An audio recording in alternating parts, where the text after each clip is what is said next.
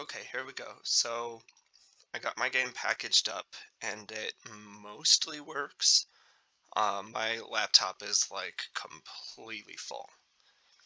So I think that's where the problem is coming in. But every once in a while, particularly if I die, it freezes. Um, that didn't happen a single time in uh, the debugging where I was like playing it before. But if it does happen, I'll just like stop the recording, run back to that same spot, start the recording again, and then edit all of those together. Okay, so this world is a fantasy world, somewhere between like Lord of the Rings and steampunk. They're probably like a culture that's just about to go into steampunk. So there's this real dichotomy between like magic and technology within the world at large. So we've been looking at this like start menu. Um, so I would like to point out that I changed the delete save to Control Alt F12. Okay, and let's go ahead and start. I tried to put a fade in, but it didn't work.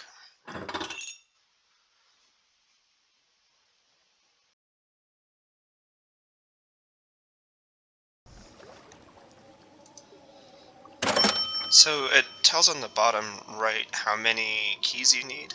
Well, it tells how many keys that you have, and then like if you come to a corresponding door, it'll tell you how many that you need.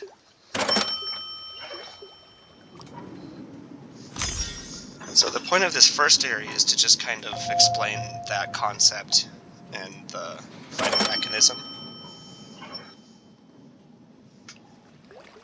Show that there are traps.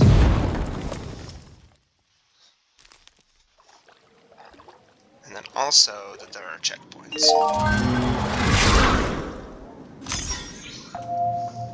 So not every key that you find is actually found laying around like those two were.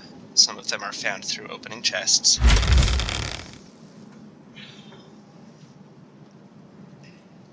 Ultimately, in the final version, I would like for this to be like an item that you'd have in your inventory that you could just apply when you need to, as opposed to one that you find laying around, like on the ground.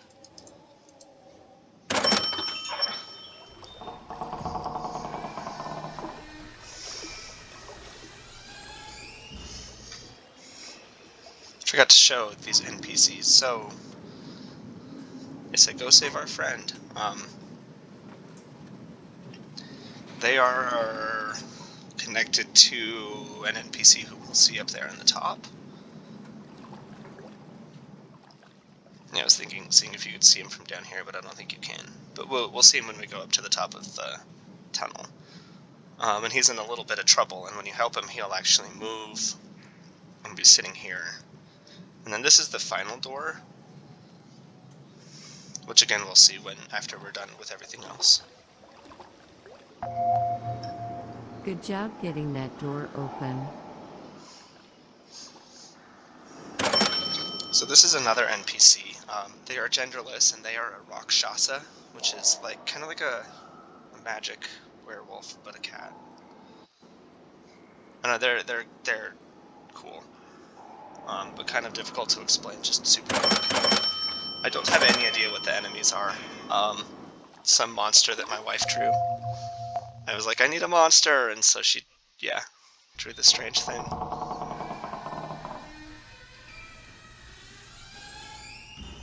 So this is one of the like additional levels.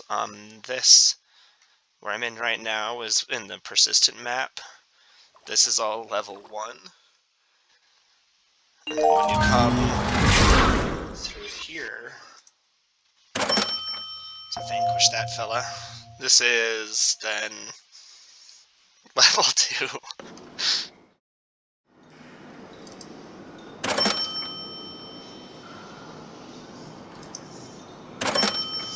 So here's an example of this chest needs 2 keys to open, and I have 1.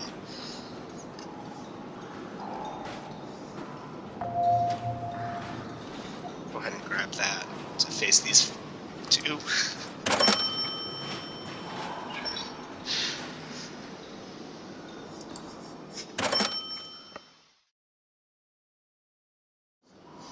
I'd like to take a little ADD detour here and point out that this is like as far as you can go. So it looks like this level is huge, but it's actually really rather small and very simple. Okay, so with that key that I grabbed down at the end of the chest, or of the,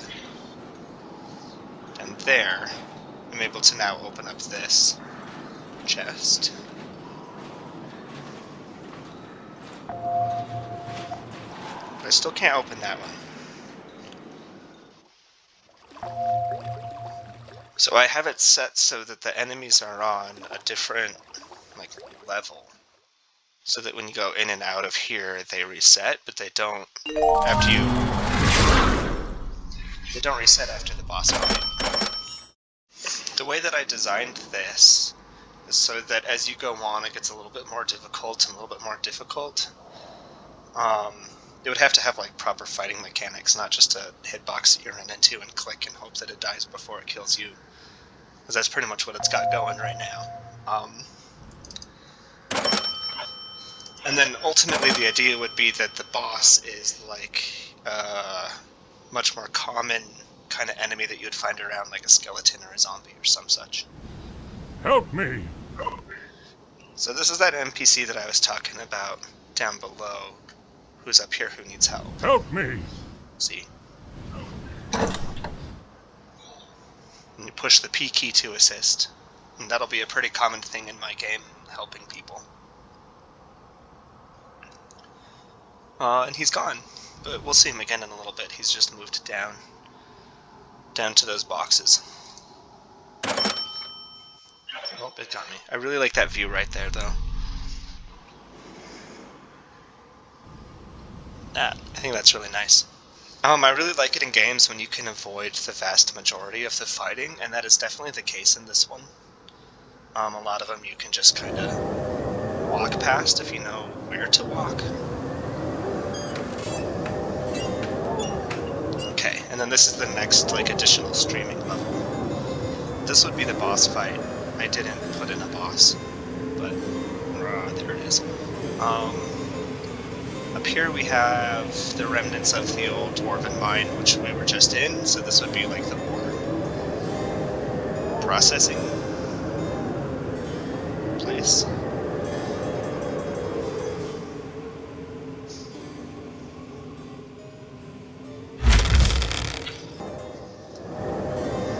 Mag spike.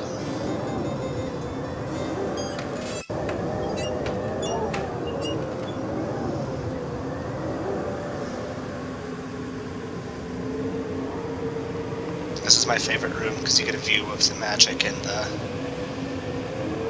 the dwarven technology. Since that's going to be a big theme in this game, the competition and kind of like the merging of the two.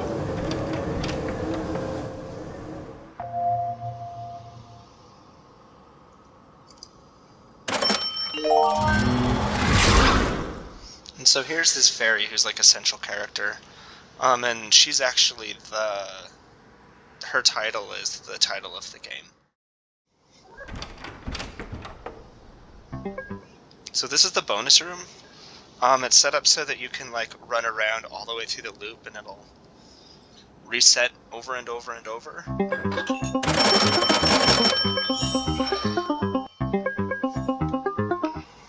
But you cannot open that big chest until you've got every chest in the level.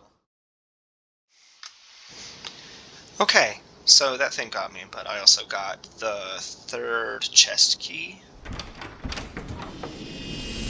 And just opened up the end. So that's the end of the level. Here is... I am ready and waiting. That NPC who was up there is now down here, and you can talk to him. I am ready and waiting.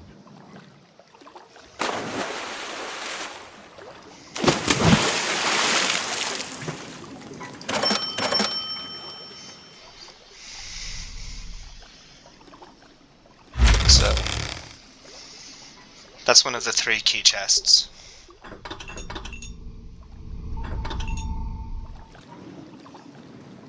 You can jump up on these rocks, but you can't actually, like, go over them, you have to go through the water.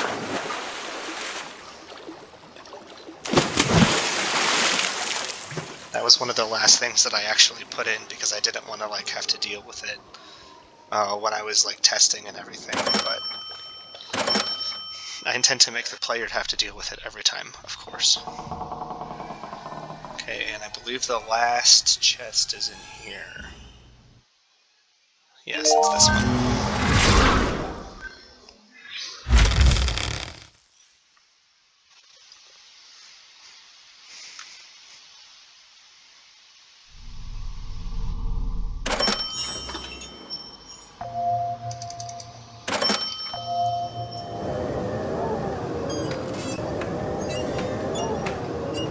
So we have now opened all 6 chests. So come back over to the bonus room.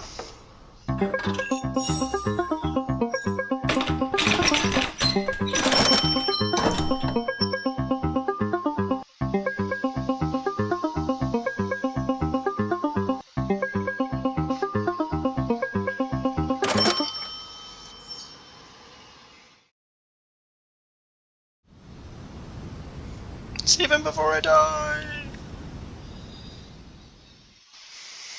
Sweet. And here we are again. I got the completionist coin. I opened up every chest. Hello! And we found that guy. So let's go to the final area now. We come here to this ladder and jump up. And then we hit E to open up this door, and it should take us, yeah, to the final level. So this would actually, I mean, it's not the final level, this is actually probably like the first level, the starting area of the entire game. Each of these doors would be kind of like Nintendo 64 style, lead you to a different little mini map or pocket area or something. And as you learn of them or do favors or purchase them or what have you, more of these doors will open. You see it has the video on the door showing what world it is, so that way you can differentiate between all of the very samey doors.